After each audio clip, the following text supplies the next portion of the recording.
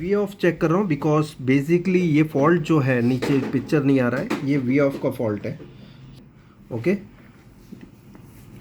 अब मैं यहाँ पर वोल्टेज चेक कर रहा हूँ वी ऑफ।